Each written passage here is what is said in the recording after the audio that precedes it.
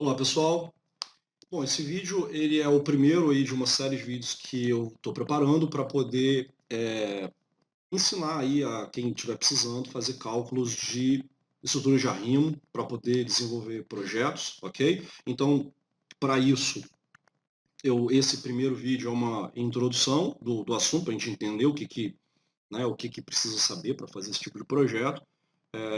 Depois eu vou fazer um vídeo sobre análise dos casos, repouso ativo e passivo. Depois, dois vídeos sobre os métodos de cálculo de empuxos, Rankine e Coulomb.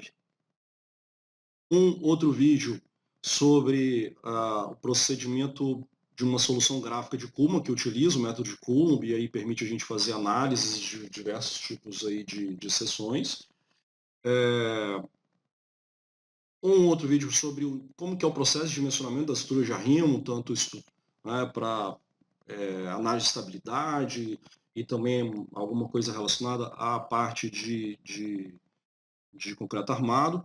E depois uma série de vídeos de exemplos práticos, fazendo aí realmente o dimensionamento, calculando as estruturas de arrimo com passo a passo, né, fazendo na prática isso daí. E para explicar um pouquinho da importância da gente fazer um bom projeto de estrutura de arrimo, da gente saber como que funciona, tá, esse tipo de estrutura, eu acho que esse vídeo explica bem, ele mostra aí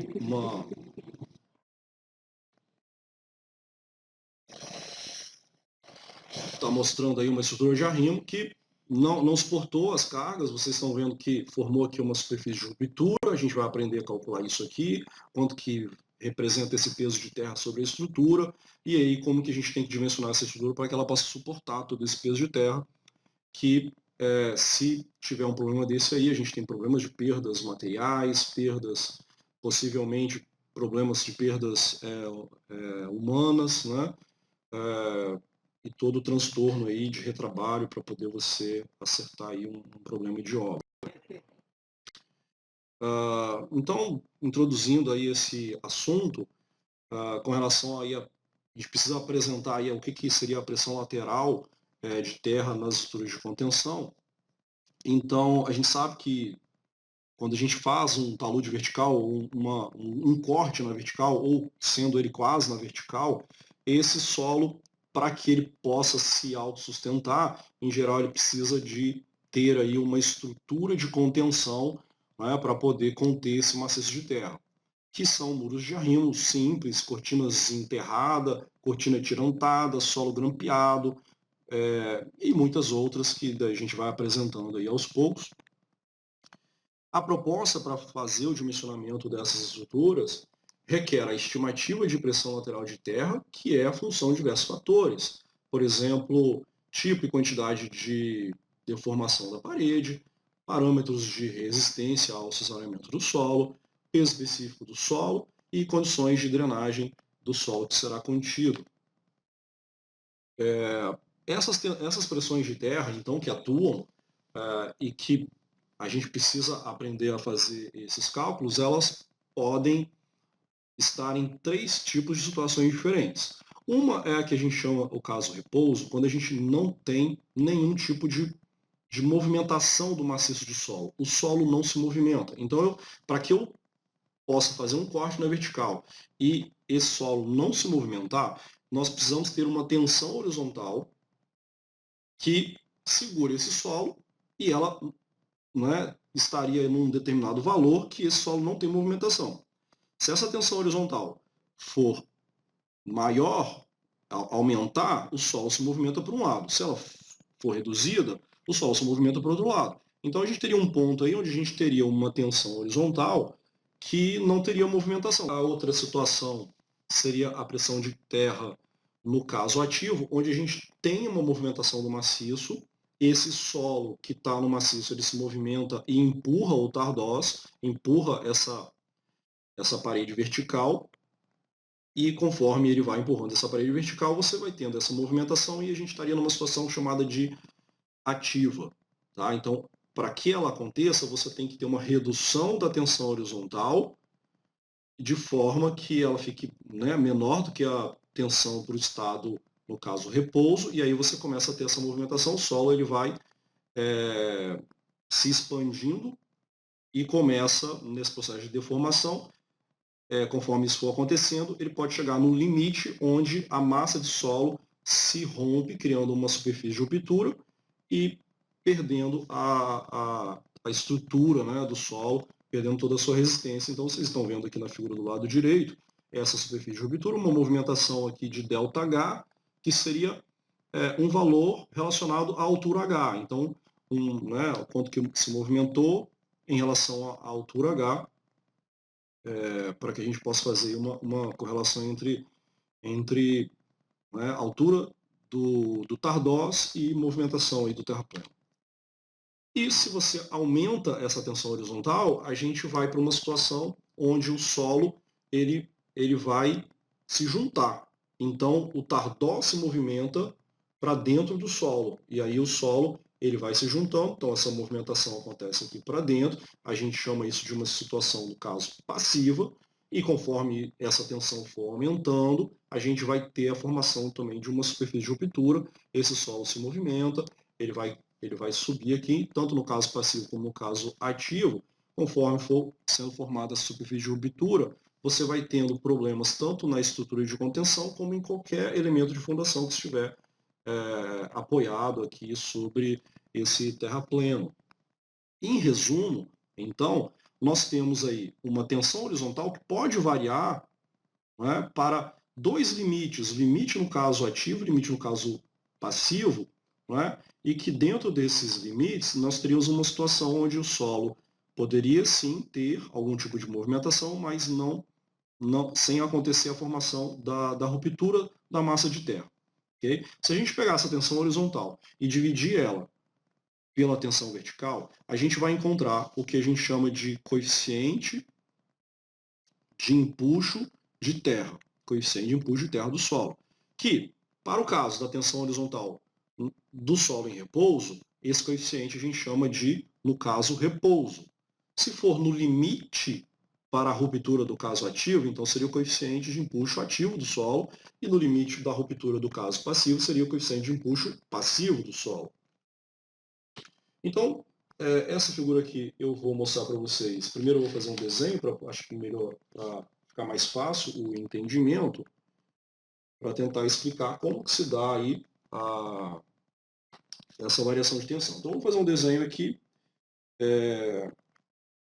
um gráfico, onde aqui na vertical eu estou apresentando aqui, né, eixo das ordenadas, os valores de tensões,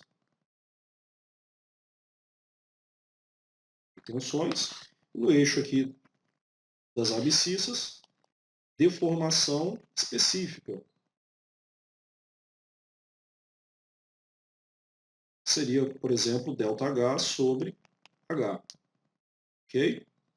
Bom, se a gente não tivesse nenhuma deformação, a gente teria que ter uma tensão aqui qualquer, que seria a tensão, no caso, repouso. Ok? Sem deformação. Se a gente começa a reduzir essa tensão, deixa eu aproximar um pouquinho essa tela, para ficar melhor para ver.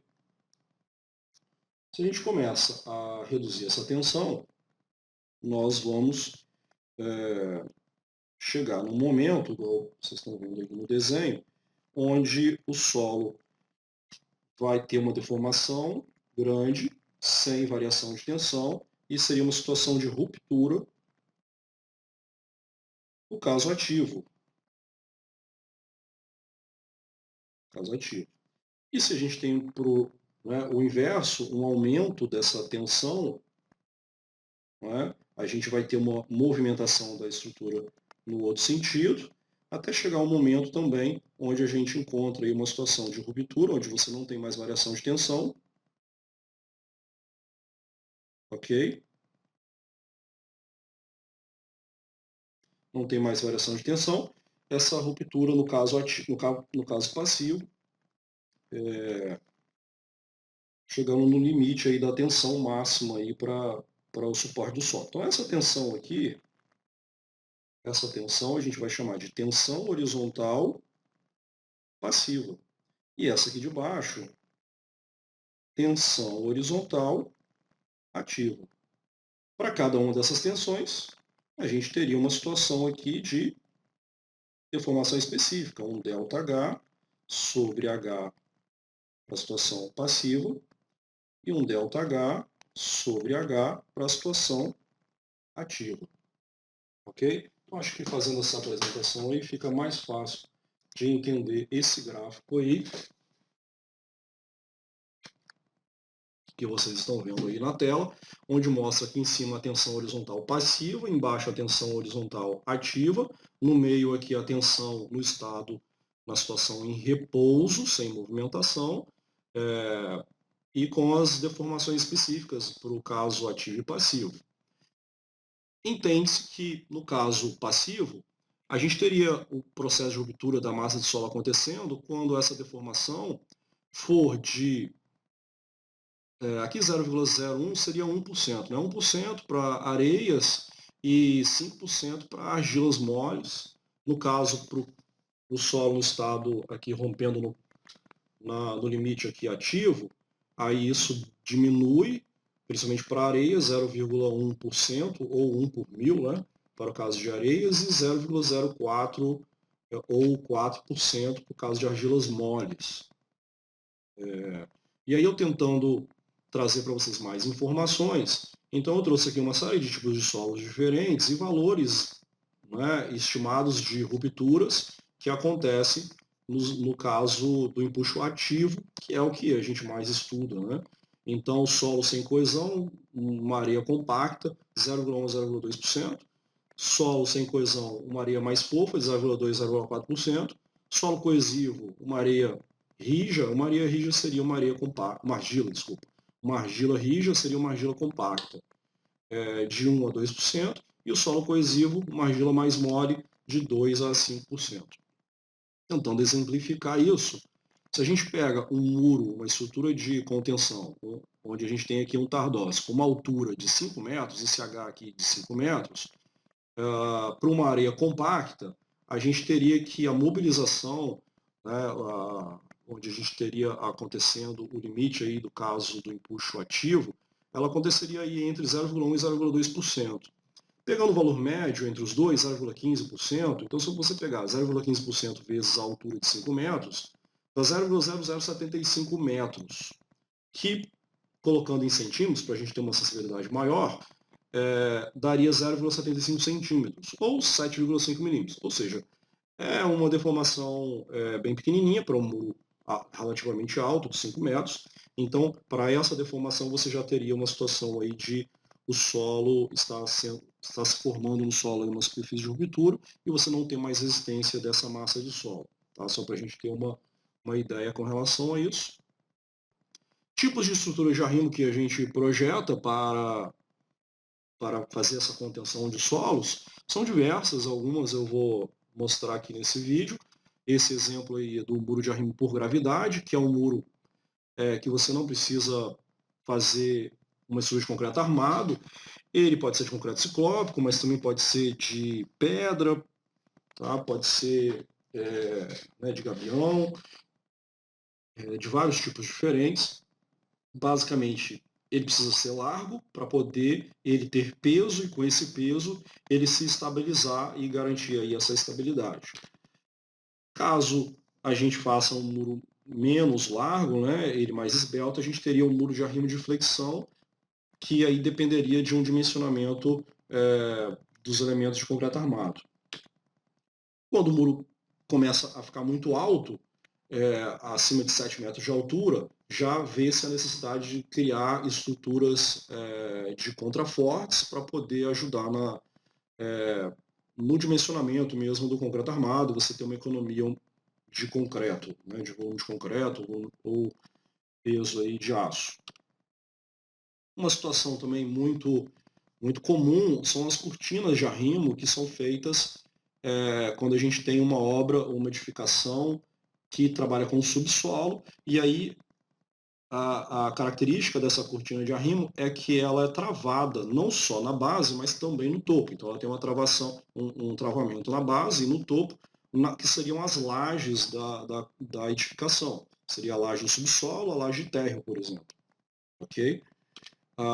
E também muito famosos os muros de arrimo atirantado, que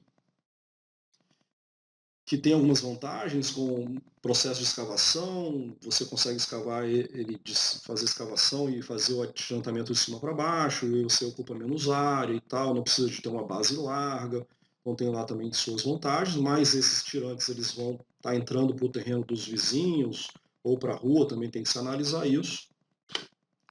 E por fim, algumas referências aí que a gente pode estar utilizando, né, que vocês podem estar pesquisando para poder obter mais conteúdo, mais informação sobre o assunto.